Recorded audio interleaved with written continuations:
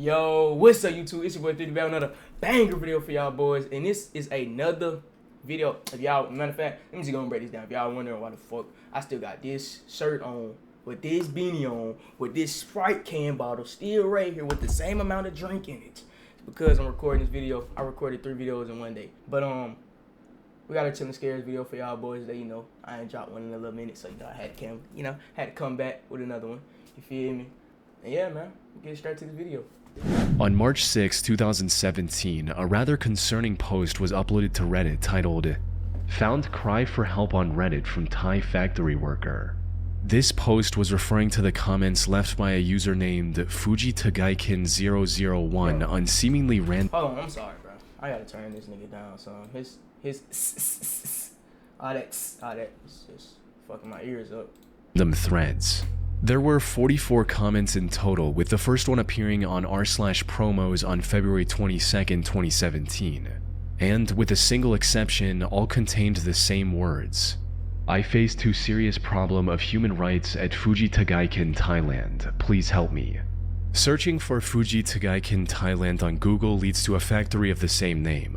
And while the factory is located in Thailand, the company that oversees its operations is Japanese. So, from the looks of things, these comments were likely pleas for help from someone who had to work in horrible conditions at this factory, possibly even against their will, which sounds a bit absurd at first, but is actually quite plausible.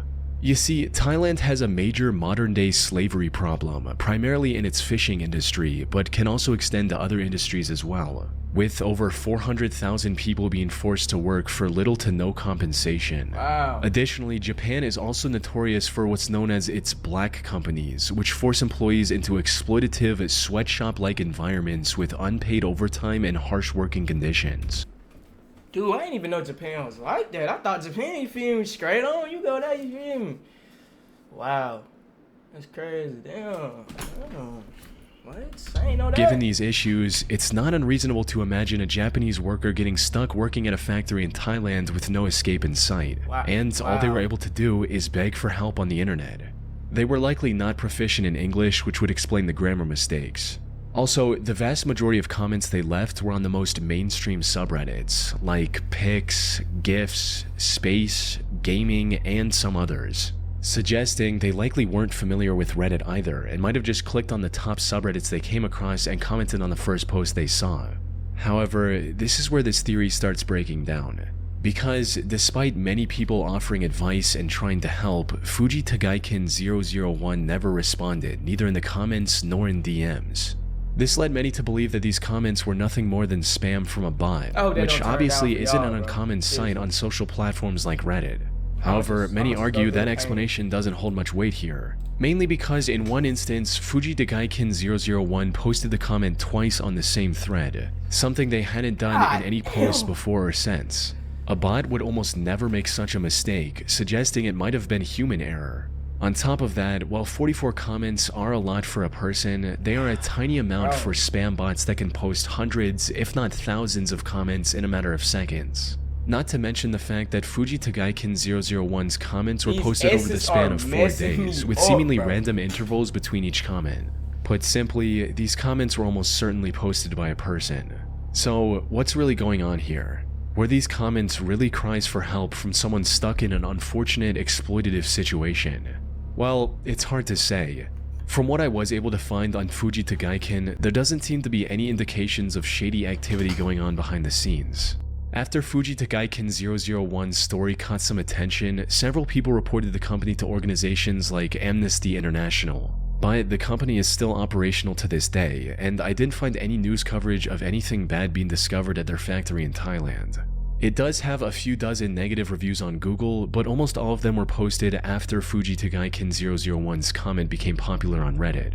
One possible theory is that these comments were posted by a troll or a competitor with the express goal of tarnishing FujiTagaikin's reputation. However, there's currently no evidence that supports or contradicts this theory. The most likely explanation that I was able to come up with stems from the only comment FujiTagaikin001 made that strayed from the usual pattern. Translated into English, it reads, "FujiTagaikin, I'm being subjected to power harassment in Thailand. The power harassment mentioned in this comment is a specific Japanese term used to describe workplace bullying, usually by a superior. And while it is bad, it's not as extreme as the slavery situation many on the internet assumed it to be. Here's what I believe might have happened. A Japanese employee working at Fuji Tagaiken's tie factory was likely getting harassed by one of their superiors. Frustrated with their situation, they turned to the internet for help. But since they weren't fluent in English, they used a tool like Google Translate, which unfortunately made their comments sound far more serious than intended. Now, this is still nothing more than an educated guess. There are still many questions that remain unanswered, like why did they choose to spam it across largely unrelated subreddits? Or why did they stop commenting after 4 days? People on Reddit also discovered another one of their accounts named help001001001 with similar comments, but that didn't provide any useful clues either, leaving the true intentions of Reddit user Fuji Tagaiken 001 a mystery to this day. On October 27, 2019, a newly created Reddit account named Snapped Fingers made a post on r/advice looking for help with his deteriorating mental condition, stating, "Seeing and hearing things that aren't there. Lately I have been seeing and hearing things that aren't there even more than normal. Most of the time it's small things like seeing spiders on me in my peripheral vision only to look at them and they disappear. Other times when I'm in bed, this thing about the thickness of a big fist pops up like a big snake on the side of my bed and looks at me only to dart back down out of sight. Whenever I investigate, nothing is there. Rarely, there's full body visual hallucinations. The last one was from a couple years ago when I was taking out the garbage. The silhouette of a child crunched down on all fours charged me only to disappear when I looked at it. Nah. And before that..." Y'all boys, my mic just failed. Now, I might cut that audio out because I don't know how loud that. But look, I'm gonna get back to this video, man.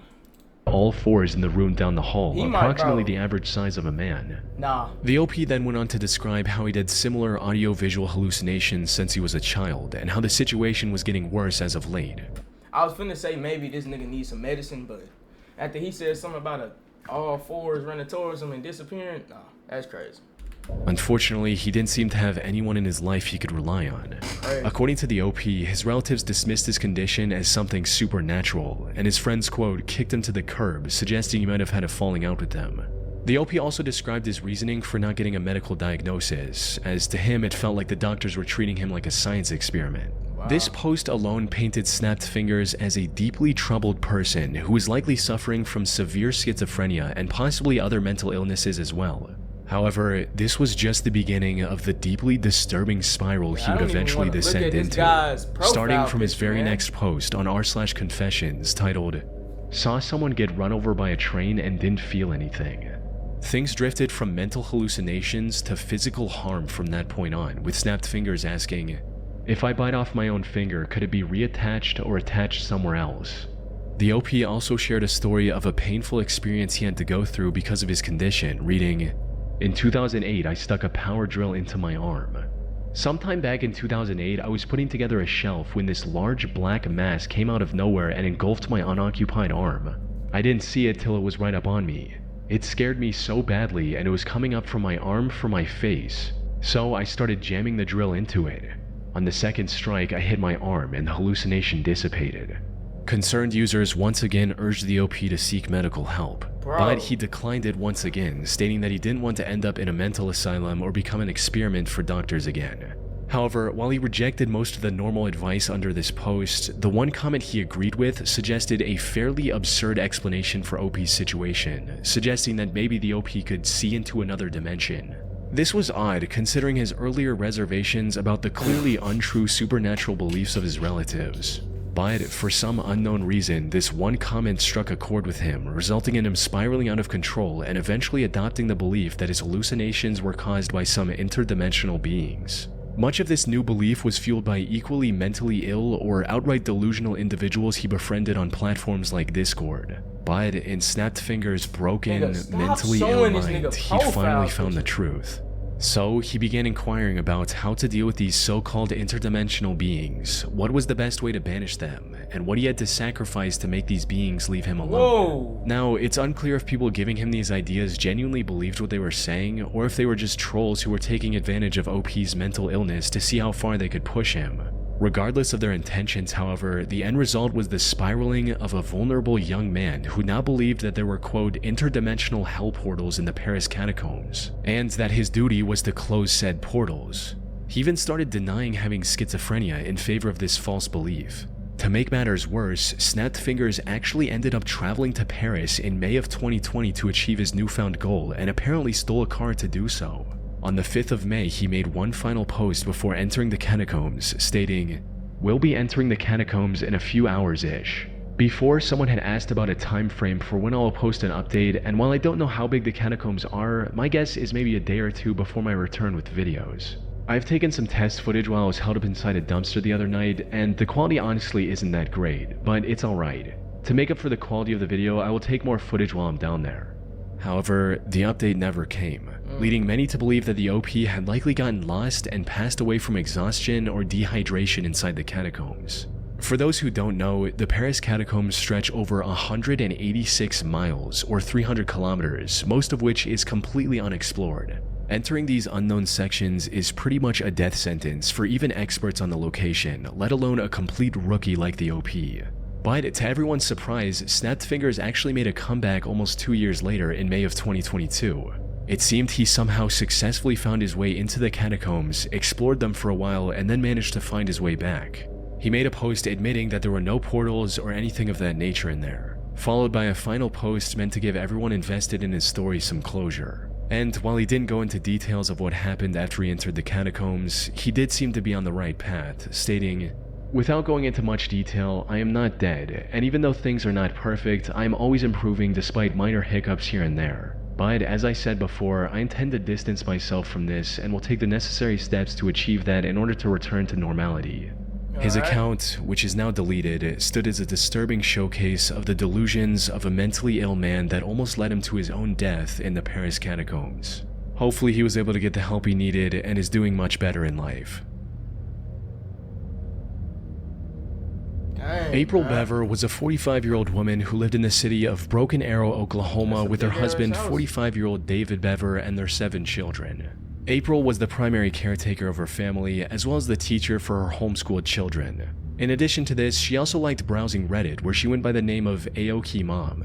Given her otherwise busy lifestyle, Reddit was one place where she could talk to other like-minded people and make new connections, though many of her posts revolved around the love she had for her children. On a post discussing the financial benefits of not having any kids, April wrote, "I have 7 children and we have always lived on one income and have never had any government assistance or needed it. We have a 4,700 square foot house, 2 newer cars, and my kids do not do without. There are childless people that do not have this. Life is about making good job or income choices and then making the best money choices based on your income. I would never give up having any of my children so I could have more money. They are amazing people and the world would benefit by having them in it. And nothing I could buy or invest in could compare to giving a person a chance to have a life." Put simply, there was nothing April treasured more than her family. Sadly, her time with this family was cut short in 2015, in what would later be remembered as one of the greatest tragedies of Broken Arrow, Oklahoma. On July 22, 2015, the Broken Arrow Police Department received a 911 call from 12-year-old Daniel Bever, April and David's 3rd son. Broken Arrow 911. Hello? Hello. Hi, where are you at? Broken Arrow, Oklahoma 7411. What address? 709 Magnolia Court. Okay. Are you the only one there? No, my brother's attacking my family. Your dad is attacking your family? No, my brother. He has an idea stealing me. The call ended shortly after, and any subsequent attempts from the police to contact the family were unsuccessful. Officers rushed to the scene as quickly as they could. When they reached the Bever house, the front door was locked, so they forced their way in. However, nothing could have prepared them for the massacre they were about to witness on the other side of that door. The first person officers found was 13-year-old Crystal lying in the hallway in a pool of her own blood. She'd been stabbed multiple times, including a slash across her throat. Despite her injuries, however, she was conscious and managed to tell the officers that her 2 older brothers, 18-year-old Robert and 16-year-old Michael, were the ones responsible for everything. Further inside the home, officers found the remains of the rest of the family, all with dozens of stab wounds. April was in especially rough shape, with a later autopsy report confirming over 48 wounds on her body. The only one left unharmed was the youngest, 2-year-old Autumn. However, Robert and Michael were nowhere to be seen. Fortunately, investigators were quick to determine that they might have escaped from the back door, and it wasn't long before the two were located and subsequently arrested, hiding in the woods behind their home. When asked about it, Robert said that he was proud of what he had done. Later interrogation also revealed their motive, which boiled down to imitating the actions of other mass murderers they had read about on the internet. They wanted to start with their own family and then leave a trail of blood across many states. Fortunately, they were caught before they could execute this plan completely. They stood trial multiple times over the next few years and were found guilty on the charges filed against them. Michael was sentenced to 5 consecutive life sentences, while Robert was given 9 for being the primary mastermind behind the crime. Aoki Mom's Reddit account and subsequent posts are now left abandoned, seen in a much more disturbing light following the massacre that took place over a decade earlier. Wow. Yeah, on the 7th of August 2015, Reddit user Is There Life After Lyme made a post in the Lyme disease subreddit recounting her terrible experience with the ailment, writing, "Lyme disease has ruined my life. I was diagnosed by an LLMD last year with congenital Lyme disease, as well as several co-infections after several years of suffering with horrible brain fog, depression, vision problems, and memory loss. I was so happy to finally get a diagnosis. Since then, I have been getting treated, but I have not gotten any better at all. I am a single working mother, and between visits to my LLMD and the formulas I buy from her and paying for things for my child, I am struggling to stay afloat. I do not have health insurance, and it's getting to the point where I'm looking into food stamps. My LLMD tells me that I will get worse if I stop the treatments now because the bacteria are smart. There are no other LLMDs in my area, so I can't go for a second opinion, and it's useless to go to a traditional doctor where I'll just be laughed at. I feel like I've tried everything and nothing has worked. I've even begun to see signs of congenital Lyme disease in my 5-year-old daughter. The hostility, the impulsiveness, the inability to concentrate. I simply can't afford to get her treated for Lyme. I've even asked myself if I should give her up for adoption and if I'm fit to be a mother with my mind the way it is. I just don't know what to do. Lyme disease has ruined my life. It ended my first marriage and estranged me from my ex. I guess my main question is, where do I go from here? What do I do if I'm not getting better? How could I pay for treatment without going broke and having to apply for food stamps?"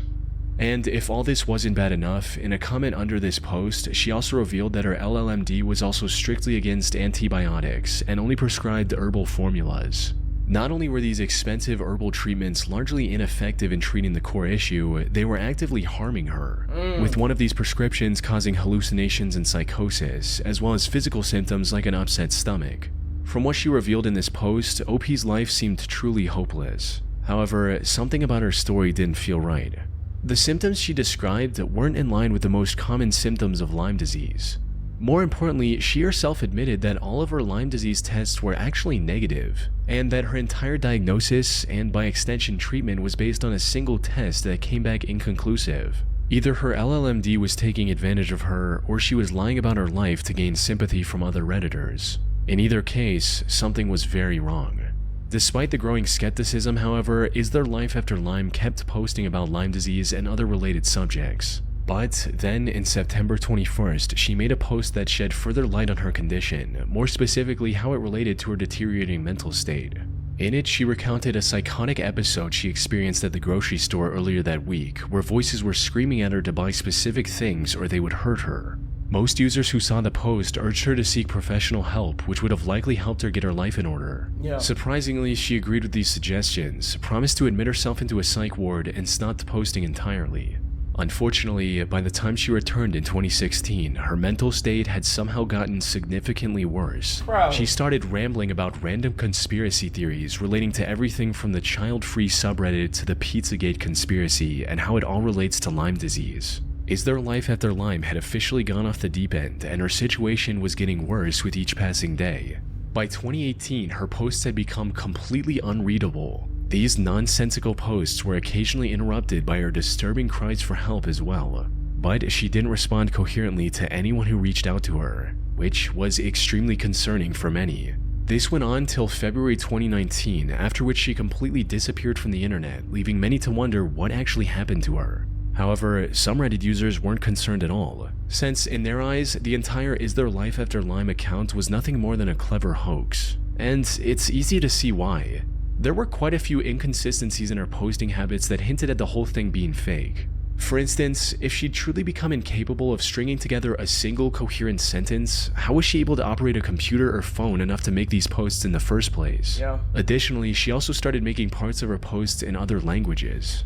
But when people translated these other languages, they were generally written without any errors, even though the English portion of the same post was completely incomprehensible.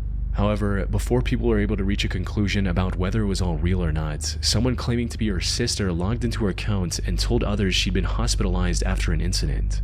If we assume the whole thing was fake from the start, it's possible the person behind the account noticed the skepticism and introduced the sister character to wrap up the story. On the other hand, if everything about Is There Life After Lyme was genuine, this remains as one of the most haunting cases of mental deterioration archived on the internet. Damn, man, that's crazy. Alright, you two, y'all like this video, make sure y'all like, subscribe, man. As you can see, the internet has a lot of crazy things going, man. But we only see 1%. Man, I'm gonna get on up out of here. I don't want to waste, all your time, man. But what? It's already 22 minutes going. Have a nice day, man.